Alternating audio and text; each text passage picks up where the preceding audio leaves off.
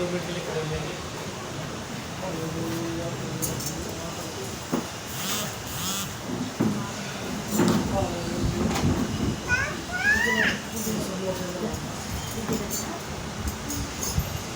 अपने आंखों को बंद करेंगे sir.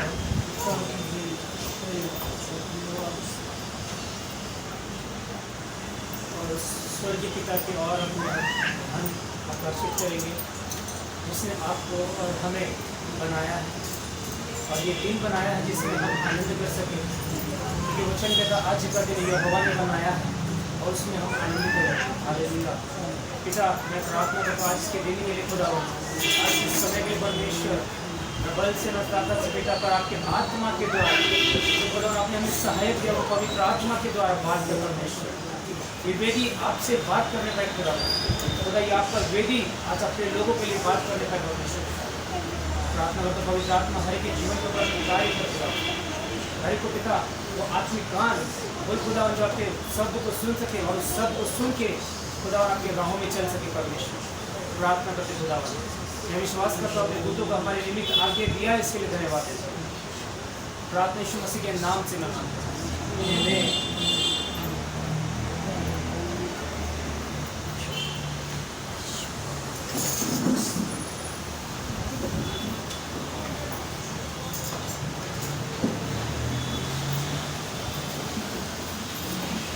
Hallelujah praise Lord praise Lord.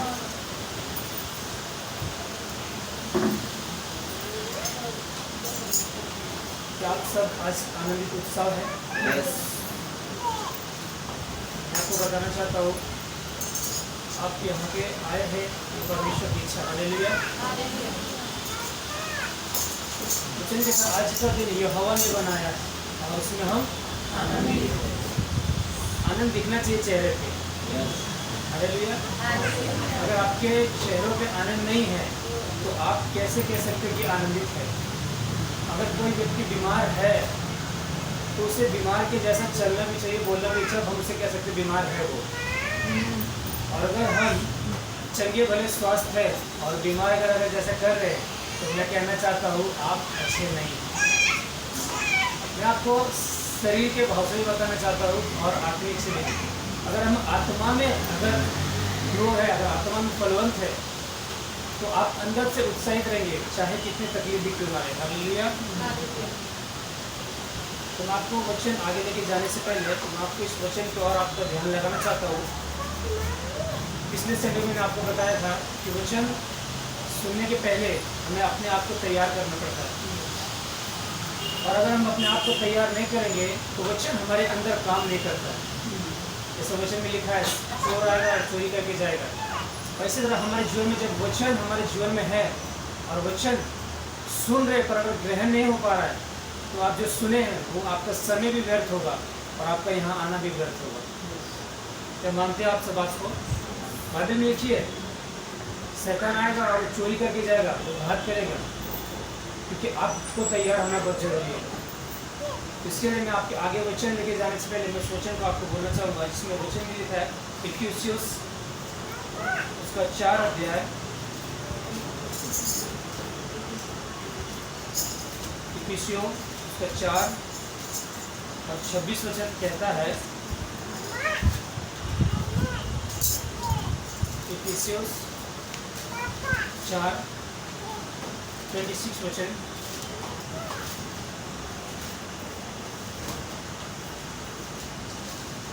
तुम्ही रागवा परंतु पाप करू नका, तुम्ही रागत असताना सूर्य मावळू नये। हालेलुया। हालेलुया। ये वचन आपको क्यों दिया? मैंने आपको क्यों बोल रहा है? हम सब गुस्सा करते हैं, हम सब गुस्सा करते हैं ना, क्रोध भी करते हैं क्योंकि मनुष्य है। बाइबल में लिखा कोई भी धर्मी नहीं है, ना मैं हूँ ना आप। बाइबल सबको पापी ठहराती है और हम सब पापी हैं। धर्मी केवल एक ही था जो 2000 साल पहले आके इस पृथ्वी में और अपने लोगों के लिए वो लहू बहाया, उसका नाम यीशु है, जो आपके लिए और मेरे लिए उसने छुटकारा का कारण बना। अगर हम पाप करते क्रोध भी करते हैं तो आप अभी भी हो सकता कल आज या वर्ष इस हफ्ते में किसी के विषय क्रोध किए हो या गुस्सा किए हैं, वो भावनाएं अभी भी अगर आपके अंदर है और मैं आपको कितना भी प्रीच करूँ या कितना भी बताऊँ, कोई भी बताए, वो आपके जीवन में कार्य नहीं कर सकता। यीशु मसीह ने कहा अगर पुराना दाखरस, अगर नया दाखरस भरना है तो उस पुराने दाखरस को खत्म करना पड़ेगा, फेंकना पड़ेगा। इसका मतलब यीशु मसीह कहने का वचन का आदेश ये था, अगर हमें नई चीज़ों को अपने अंदर लेना है तो पुरानी बातों को अलग रखना पड़ेगा। आपने 6 दिन क्या किया उसका मायने रखता है, पर आप इस भवन में आए हैं तो आपके जीवन में ये मायने रखता है कि आपने 6 दिन क्या किया उसको साइड में रख के, और जो 7वें दिन में आप लेने वाले हैं वो शुद्ध और पवित्र होना चाहिए। हालेलुया। क्योंकि आपके अंदर अगर बुराई भरा हुआ है, क्रोध से भरा हुआ है, तो यहाँ से कितना भी पवित्रताई के वचन अगर बोला जाए, कितना भी कुछ वचन बोला जाए, आप नहीं समझेंगे। क्योंकि आपके अंदर वो जो गुस्सा, वो जलन है, वो आपको दबाता है। वो हर बार आपसे बातें करेगा। मैं वचन भी आपको यहाँ बोलूँगा, लेकिन आप बोलेंगे, उसके आपके अंदर आवाज़ आएगी, वो ऐसा किया था। मतलब आपके शरीर यहाँ है पर आत्मा कहीं और है। इसलिए मैं आपको बताना चाहता हूँ, यहाँ अगर आए हैं, बाइबल कहते हैं 7वें दिन में आए हो, तो पुराने नियम में लिखा गया कि 6 दिन काम काज करो, 7वें दिन विश्राम भवन में जाओ। आज का जो आशीष है वो ऑलरेडी आपको कल ही मिल चुका है। बाइबल ऐसे कहती है कि मैं नहीं कहता हूँ, बाइबल कहती है कि आपका जो आशीष आज का, आप यहाँ पे आज ऐसे व्यर्थ नहीं बैठे हो। परमेश्वर का योजना तक आज आप यहाँ बैठोगे और आज की आशीष आपको कल ही दिया गया है। इसीलिए बाइबल कहती है क्रोध तो करो पर पाप मत करो, सूर्य अस्त होने तक तुम्हारा क्रोध ना रहे। हालेलुया। अब बोलेंगे क्रोध तो करो पर पाप मत करो। क्रोध हर एक व्यक्ति के अंदर है। मैं ये नहीं कहता कि मेरे अंदर नहीं, आपके अंदर है, हर एक व्यक्ति के अंदर है। चाहे वो कितने बड़े बड़े लोग हो, हर एक अंदर के हैं। लेकिन बाइबल कहती है आपके अंदर गुस्सा और क्रोध भी है, लेकिन उसका सीमित दिया हुआ है, लिमिट दिया हुआ है कि वो कब तक में रखना है। आपने वचन ही पढ़ा भी रहेगा, ध्यान भी रहेगा, लेकिन मैं आपको इसलिए बताना चाहता हूँ, अगर आप इस भवन में आए हो, परमेश्वर के मंदिर में आओ, तो आपको उस क्रोध को साइड में रखना पड़ेगा। तभी मैं आपके वचन को, मैं जो वचन है उसको आगे लेके जाऊँगा। और जब इस वचन को आपको समझा के, और जब समझ में आई, और जब आगे का प्रीच करूँगा, तो ही आपको वो समझ में आएगा कि आपसे क्या बात करना चाहता परमेश्वर। कहता है सूर्य अस्त होने तक तुम्हारा क्रोध ना रहे और ना शैतान को अवसर दो। हम किसे अवसर देते हैं? अगर हमारे अंदर किसी के प्रति गुस्सा, जलन है और हम झगड़ा कल हुआ है, अगर आप भी हमारे अंदर क्रोध है, तो ये हम अपने आप को अवसर दे रहे हैं, बढ़ावा दे रहे हैं कि उस बात जो झगड़ा हुआ उसे और भी बढ़ा सके। क्योंकि देखिए जब किसी के प्रति बुराई हमारे अंदर आती है ना, तो पहले थोड़ी आती है। आप जैसे इसके बारे में ज़्यादा सोचने लगेंगे, आपके दिमाग में वैसे ही अलग अलग इमेजेशन, अलग अलग तरीका ही बनना चालू हो जाती है। इसीलिए कहता है आप क्रोध करो पर सूर्य अस्त होने तक आपको वो परमेश्वर के सामने खत्म करना है। अब आते हम खत्म कैसे करना है। परमेश्वर का वचन कहता है खत्म कैसे करेंगे आप, खत्म कैसे करेंगे आपको। इसके लिए परमेश्वर के वचन में लिखा है, इस पृथ्वी के ऊपर जब यीशु मसीह ने आने से पहले उत्पत्ति में किसी एक व्यक्ति जो हमारे लिए वेदी बनाया, उस वेदी के ऊपर जाके हमें पश्चाताप करना पड़ता है। हालेलुया। मैं आपको इसलिए बता रहा हूँ, आपने क्रोध किया, पाप किया, पर बाइबल लिखा सूर्य अस्त होने तक, क्या कहता है, सूर्य अस्त होने तक तुम्हारा क्रोध ना रहे। हमारे अंदर तो नहीं रहना चाहिए, और हम कितना भी अगर कहे कि रहे, लेकिन मैं आपको बताना चाहता हूँ जब आप उस वेदी के ऊपर, जब आप अपने अल्टर के ऊपर जाएंगे, और बाइबल कहती है कि आप जब उस अल्टर पे जाएंगे और आप जो कुछ बोलते हैं वो आपके लिए होता भी है। तो आपके जीवन में अल्टर है क्या, वेदी है क्या? आज हम इस विषय में बात करेंगे। अल्टर आपके जीवन वेदी है क्या? वेदी अगर नहीं है तो मैं बताना चाहता हूँ, हमारे जो पूर्वजों थे बाइबल में, सबसे पहले अल्टर, सबसे पहली वेदी बाइबल में लिखी गई नूह ने बनाया था। वेदी अगर इम्पोर्टेंट नहीं रहता तो नूह वेदी नहीं बनाता, अब्राहम वेदी नहीं बनाता। वेदी आपके जीवन में और हमारे जीवन में मायने रखता है। और वेदी बनाए कैसे? वेदी बनाने का क्या उपाय क्या है, तो मैं आपको वचन से बताना चाहता हूँ।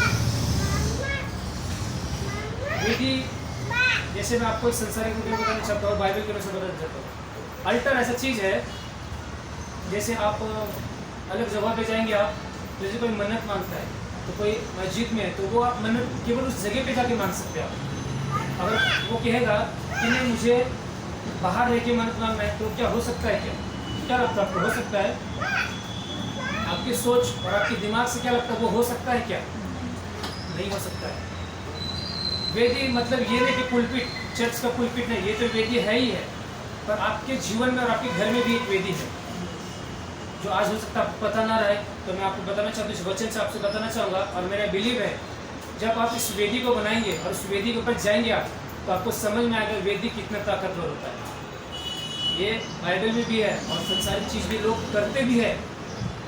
वो अपनी वेदी पे जाके, अगर ऐसे ऐसे लोग हैं जो अपने अल्टर पे जाके लोगों को मार सकते हो, कितना ताकत है। आज लोग क्यों कहते हैं वो ऐसा कर दिया इसलिए मेरे ये मर गए वो मर गए, क्यों? वेदी के ऊपर सच में ताकत है, ये बात उनको भी पता है और ये बात आपको भी पता होना चाहिए। क्रिश्चियन लोगों को भी ताकत है, लेकिन हमें ताकत को इस्तेमाल नहीं करना आता है। इसलिए मैं आपको सूर्य दिन में बताया था, अल्टर ऐसा चीज़ है उन लोगों को मार सकता है और वो जिला भी सकता है। हालेलुया। वेदी आपको वहाँ जब वेदी बनाता है तो उसका एक मकसद है। अभी आप अपने जीवन में वेदी बनाएंगे तो भी मैं आपको पूछूंगा कि वेदी आपने बनाई है क्या? हो सकता है बहुत लोगों को वेदी बना हुआ है, उनको पता भी है, पर वो नहीं बोले कि ये वेदी नहीं है। तो मैं आपको इस भाषा में बताना चाहता हूँ, क्या आपके प्रार्थना का घर है क्या? प्रार्थना का जगह है क्या? तो मैं आपको बताना चाहता हूँ, वेदी का मतलब यही होता है, आप पर्सनली जहाँ से परमेश्वर के साथ संबंध बना सकते हैं। कैसे? वो हमारे साथ आए, हमसे बात करे, इसीलिए उसी कहा जाता है वेदी। अगर आप वेदी नहीं आपके पास, तो वो चीज़ें नहीं प्राप्त कर सकते आप जो आपको चाहिए। मैं साफ साफ कुछ लिए बता रहा हूँ, मैं आपको बताऊंगा, वचन से भी बताऊंगा वेदी क्यों इम्पोर्टेंट है। अगर कोई विचक्रप्ट करने वाला इंसान, विचक्रप्ट समझता है ना, जादू टोना करने वाला इंसान, वो आपको दिखा के नहीं करेगा, खुलेआम नहीं करता कोई भी। तो उसका एक अल्टर होता है, वेदी होता है, वो अपनी वेदी पे जाके ही आपका वो काम करेगा। अगर उस संसारी व्यक्ति को पता है कि मुझे इस वेदी पे आने के बाद ही ये काम हो सकता है, तो मसीह में आपको और हमें समझना जरूरी है कि मसीह में भी वेदी है, अल्टर है, जो हमारे पूर्वजों ने बनाई है, और उसके द्वारा आज आप और हम इस जगह पे टिके हुए। अगर आपके लिए और मेरे लिए अब्राहम ने अगर वेदी नहीं बनाती, तो आज इस जगह पे हम कभी नहीं खड़े होते। इसलिए वेदी आपकी जीवन में मायने रखता है, और वेदी हमें सीखना बहुत ज़रूरी है। हालेलुया। तो क्या वेदी के बारे में आप सीखना चाहेंगे? उत्पत्ति 8 उसका 20 वचन क्या कहते देखिए। सबसे पहले बाइबल में जिसने वेदी बनाई वो नोहा थी।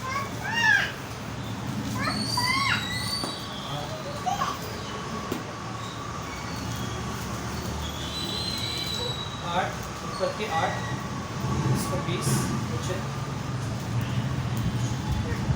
तब नूह ने यहोवा के लिए एक वेदी बनाई और सब शुद्ध पशुओं और सब शुद्ध पक्षियों में से कुछ कुछ लेकर वेदी पर होम बलि चढ़ाया। हालेलुया। तब नूह ने यहोवा के लिए एक वेदी बनाई। हमें वेदी किसके लिए बनाना है? हमें अपने लिए पर्सनली वेदी नहीं बनाना है। हमें वेदी इसलिए बनाना है कि उस वेदी पे यहोवा आ सके। आपकी वेदी पे किसी मनुष्य को नहीं बुलाना है। जिसे मनुष्य को बुलाना है वो तो मनुष्य के लिए वेदी बनाएगा ही। अगर कोई इंसान किसी दूसरे के कुछ करना है तो वो उसे बुलाएगा, पर आपको और हमें यहोवा के लिए वेदी बनाना है। और जब उस वेदी बनाएंगे आप, तो ही उस वेदी के ऊपर यहोवा आएगा, क्योंकि ये नियम बदल नहीं सकती है। जो बाइबल में लिखी गई है वो पूर्वजों कर रहे थे और आज भी करेंगे वो, और कल भी करेंगे, और इसी में करने के बाद ही आप सक्सेस हो सकते हैं। आज बहुत लोगों को सीक्रेट पता है। लोग आज हम पे जादू टोना या अनेक प्रकार से करते, क्यों? आज हम पे नहीं होना चाहिए। बाइबल कहते हैं इजराइली के ऊपर कहते हैं ऐसा नहीं होना चाहिए, पर वो सक्सेस क्यों हो रहे? क्योंकि आज हम अपने अल्टर से हट चुके हैं। अपनी वेदी से हट चुके और आपके जीवन में अल्टर वेदी बहुत मायने रखता है। इसलिए कहता है तब नूह ने यहोवा के लिए एक वेदी बनाई और सब शुद्ध पशु और सब शुद्ध पक्षियों में से कुछ कुछ लेकर वेदी पर होमबलि की। अब हमें यहाँ पे होमबलि करने का नहीं है, लेकिन इसका मतलब ये है कि जब आप उस अल्टर में जाते हैं, उस वेदी में जाते हैं, तो आपको किस प्रकार जाना है, हालेलुया, किस तरह जाना है। तो वो शुद्ध पक्षी का मतलब होता है अपने आप को शुद्ध करके जाना है। अगर आप किसी पवित्र चीज़ों में जा रहे हो, आपको मैंने यह बताया, अगर दाखरस है और पुराना पहले से भरा हुआ है और उसमें अगर नया डाले तो पुराना और नया दोनों ही मिक्सअप होगा और इसके लिए दूसरा कुछ अलग ही कारण हो सकता है। इसलिए यीशु मसीह ने कहा पहले पुराना दाखरस को निकालो और नई दाखरस को। मतलब हमारे जीवन में अगर हम वेदी में जा रहा है, नूह गया वहाँ पे, तो हमारे जीवन में जो पुरानी चीज़ें हैं, वेदी में जाने से पहले हमें उस बात को खत्म करना है और उसके बाद उस वेदी में प्रवेश करना है। इसलिए मैं आपको बताना चाहता हूँ, वेदी आपके जीवन में मायने रखता है और मैं आपको बताता हूँ वेदी क्यों जरूरी रखता है। अगर आपकी किसी चीज़ का पर्सनल डील है, परमेश्वर से चाहते कि मेरे लिए ऐसा होना चाहिए या कोई मुझे ऐसा तकलीफ दे रहा है, परमेश्वर आपके वचन में लिखा है कि मेरे जीवन में ऐसे क्यों। अभी हो सकता है किसी किसी का रूम रहेगा, आज प्रेयर अगर यहाँ कोई कर रहा है तो कल वहाँ कर रहा है, परसों उस जगह पे कर रहा है। तो मैं आपको बताना चाहता हूँ ऐसा आपकी वेदी कभी नहीं बन सकती। आपको और हमें मानना ही पड़ेगा क्योंकि हमारे पूर्वजों ने वेदी बनाई है और आपको और हमें भी वेदी बनाना ही पड़ेगा। और उस वेदी पे जाते ही आज बड़े बड़े सेवक, उनको कभी देखिएगा, आपसे अगर मिलना रहेगा उसको पर्सनली तो बोलेंगे हमारे ऑफिस में आओ, क्योंकि उनका अल्टर ऑफिस में रहता है। आपसे पर्सनली भी डील करेंगे, पर अगर आपको कुछ समस्या रहा या कुछ पर्सनली गाइडेंस चाहिए तो आपको उस वेदी के ऊपर ही लेके जाएंगे वो, क्योंकि वेदी पर जब जाते हैं तो उनके लिए वेदी आपसे बात करती है। उसी प्रकार नूह ने वेदी बनाई सबसे पहले और नूह के द्वारा शुरुआत हुई वेदी। उसके बाद अब्राहम ने भी बनाई। उत्पत्ति 12, 7 और 8 वचन पढ़े।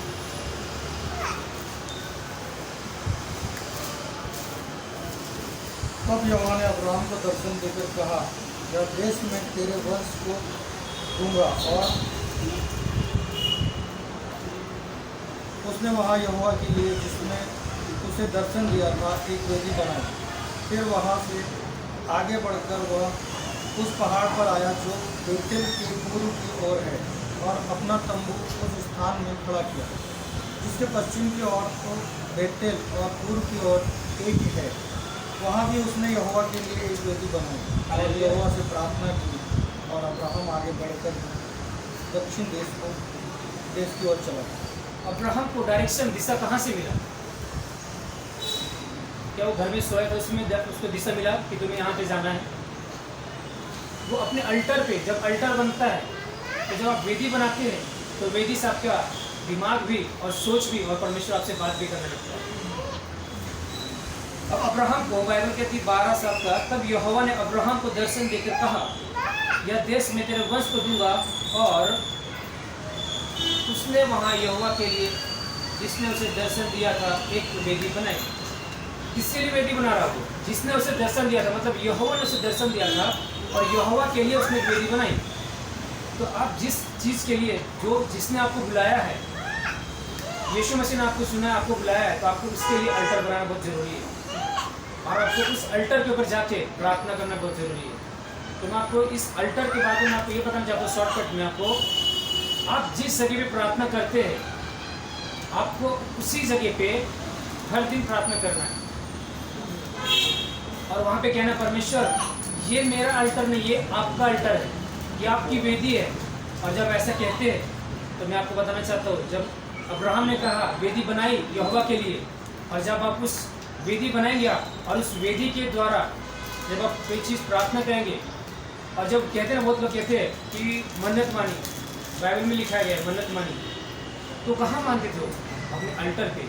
और आज बड़े बड़े सेवक भी मन्नत मानते हैं अल्टर पे जाके। परमेश्वर कहते हैं मैं तेरे लिए ये करूँगा, तो मेरे लिए ये कर। डील करते हो, डील कैसे करते हैं? इसी तरह करते हो, आपके सामने डीले करेंगे और उसे कुछ चाहिए तो वो अपने अल्टर पे जाते हैं, वेदी पे जाते हैं और वो डील करते हैं कि मेरे लिए तू ये कर, मैं तेरे लिए वो करूँगा। आज भी होता है ये। इसीलिए आप जब अपने वेदी पे जाते हैं तो आप परमेश्वर से डील करना सीखिए और आपको जो चाहिए परमेश्वर से कहिए।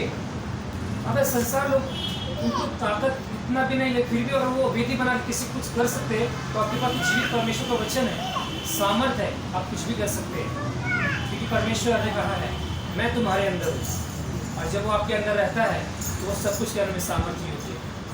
इसीलिए आप जहाँ भी प्रार्थना करते हैं, आप जिस जगह पे प्रार्थना करते हैं, आप एक रेगुलरली उसी जगह पे प्रार्थना कीजिए जिसके द्वारा आपका अल्टर वहाँ बने।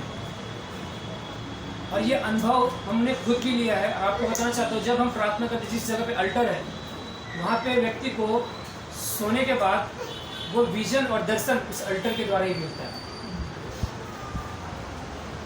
जब याकूब सो गया वहाँ पे तो जरूर ये इस बात को प्रार्थना किया कि ये मैं तुम्हारी वेदी है, मैं प्रार्थना करता ऐसे सोया रह दो, इसीलिए उसे दर्शन मिला। और इसीलिए अल्टर आपके जीवन में मेरे जीवन में मायने रखता है। और ये पुराने नियम में भी अल्टर है और नए नियम में भी है। यहाँ तक दानियल को भी पता था कि मैं अगर अल्टर पे रह के प्रार्थना करूँगा तो मैं बचूंगा, सब कुछ हो सकता है। इसीलिए वो 3 बार उसी जगह पे जाके प्रार्थना करता था। आज आपकी और हमारी यही पॉइंट है। आज अगर हम यहाँ प्रार्थना कर रहे हैं तो कल वहाँ प्रार्थना करें। इससे क्या हो रही है, मेरे अल्टर नहीं हो पा रहा है और अल्टर नहीं होने के कारण हमारी प्रार्थना भी बहुत टाइम नहीं सुनी जाती है। इसलिए हमें इन बातों को डीप गहराई चीज़ों को समझना चाहिए।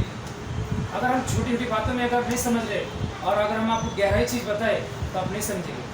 इसलिए आपको बताना, वेदी पे जाने से पहले आपको अपने आप को शुद्ध करना पड़ता है और अपने पापों को कबूल करना पड़ता है। और जब ऐसे करते हैं उसके बाद वेदी आपको एक्सेप्ट कर लेती है और आप जो कुछ बोलते हैं वो वेदी आपके लिए बात करना चालू करती है। इसीलिए वेदी हमारी जीवन में होनी बहुत जरूरी है। वेदी की बहुत सारे ऐसे प्रेरितों काम में भी लिखा है, प्रेरितों काम में 17 और 23 में भी लिखा है, पौलुस ने भी वेदी बनाई। वेदी का महत्व यही होता है, हमें अपने चीज़ों को जो हमें चाहिए वो परमेश्वर के सामने जाए और परमेश्वर हमसे बात करे। और इसीलिए अब्राहम ने भी दर्शन दिया और वेदी बनाई। इसीलिए वेदी अगर आप अपने जीवन में बना रहे तो वो केवल वेदी आपके जीवन के लिए नहीं, आपके बच्चों के लिए भी वेदी बन रही है। बाइबल कहती है हमारा जो शारीरिक पिता है वो कौन है? अब्राहम हमारे शारीरिक पिता है और माता सारा है।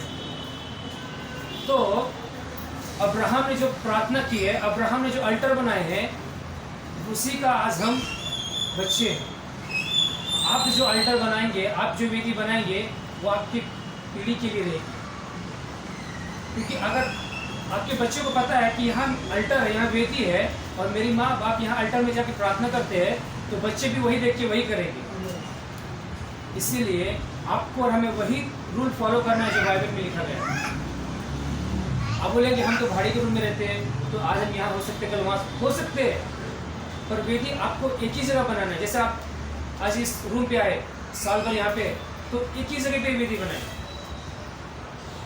अब्राहम ने भी अलग अलग जगह वेदी बनाई है, एक ही जगह पे स्थित नहीं। वो तो परमेश्वर कहता था कभी उससे बात करना रहता था तो वो झाड़ के पास आके बात करता था, वो तो वहाँ भी वेदी बनाता था। तो आपको वेदी अलग अलग जगह बनाना है, पर आप एक ही जगह पे वेदी बनाए। ये तो आज ऐसा, कल यहाँ प्रार्थना करेंगे, कल उस कोने में प्रार्थना करेंगे, ऐसा अल्टर में बनता है। और इसके द्वारा क्या, अगर आप और हम जो कर रहे हैं तो आने वाली जो जनरेशन है, आने वाली जो पीढ़ी है, वो आपको और हमें देख के वही काम करेंगे। इसीलिए अल्टर हमारे जीवन में बहुत मायने रखता है। मैं आपको बताना चाहता हूँ, इस अल्टर के द्वारा अगर आप इस तरह कर रहे हैं तो मैं बिलीव करता हूँ कि अल्टर भी आपसे बात करेगी। नए नियम में भी अल्टर के विषय में लिखा गया है। एक वचन लास्ट निकालेंगे, मत्ती 23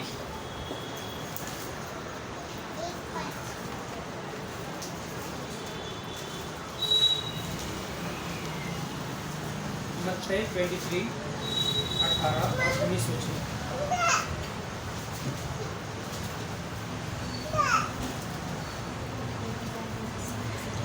तुम्ही म्हणता कोणी वेदीची शपथ घेतली तर त्यात काही नाही, परंतु कोणी तिच्यावरील अर्पणाची शपथ घेतली तर तो बांधला जातो।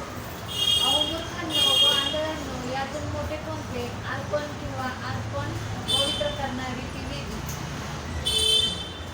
फिर हिंदी में लिखा है इस प्रकार, मैं पढ़के सुना देता हूँ। फिर कहते हो कि यदि कोई वेदी की शपथ खाए तो कुछ नहीं, परंतु जो भेंट उस पर है यदि कोई उसकी शपथ खाए तो बांधे जाए। अब वेदी यीशु मसीह के लिए प्रचार है, ये नया नियम का है। पुराने नियम में आपको लगेगा कि पुराने नियम में, नए नियम में भी प्रचार किया यीशु मसीह, तो बार बार समझाना चाह रहा है। आप इस वेदी पे गए,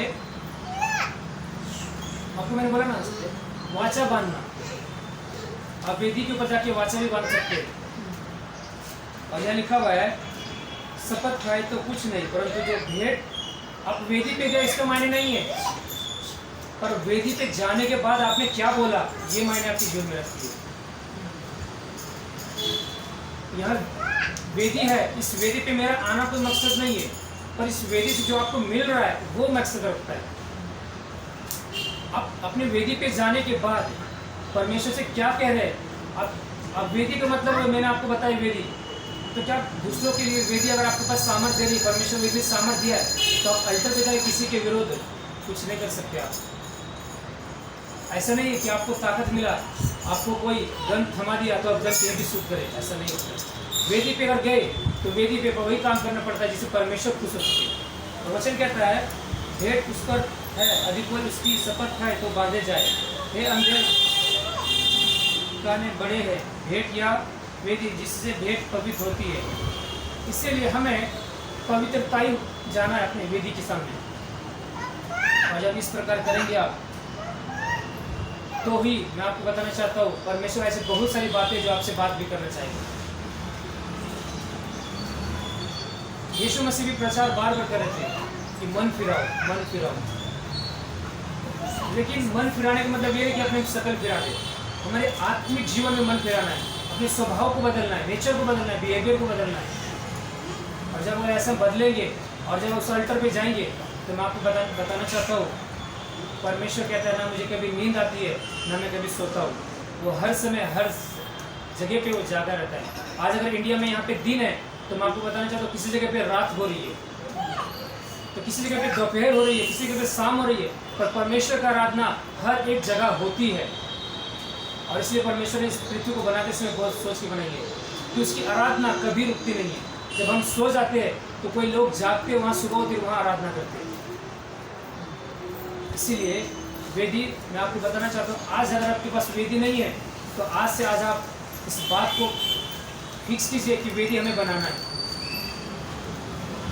मैं आपको ये नहीं पूछ रहा हूँ कि किस घर में वेदी है, पर मैं आपको ये बताना चाहूँ इस वचन के द्वारा कि आपके घर में वेदी होना बहुत ही इम्पोर्टेंट है। छोटी सी वेदी क्यों ना हो, ऐसे नहीं कि किसी एक रूम का वेदी हो, पर आपको जहाँ प्रार्थना करते हैं वहाँ कहना है परमेश्वर ये तेरी वेदी है, तू विराजमान हो, तो बात कर। और जब इस प्रकार से हम प्रार्थना करते हैं तो जब आप प्रार्थना करते हैं तो वहाँ पे अकेले नहीं होते, भले वो आपको दिखता नहीं है, लेकिन पतरस जैसा उसका स्वर्गदूत चेहरे में आ सकता है तो आपका भी स्वर्गदूत आपके चेहरे जैसा है, पर आपको दिखता नहीं है।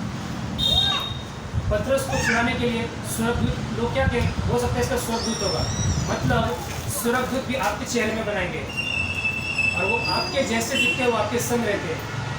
इसीलिए कई बार हम कहते हैं कि एक्सीडेंट होने से बच गए। क्यों बच जाते हैं?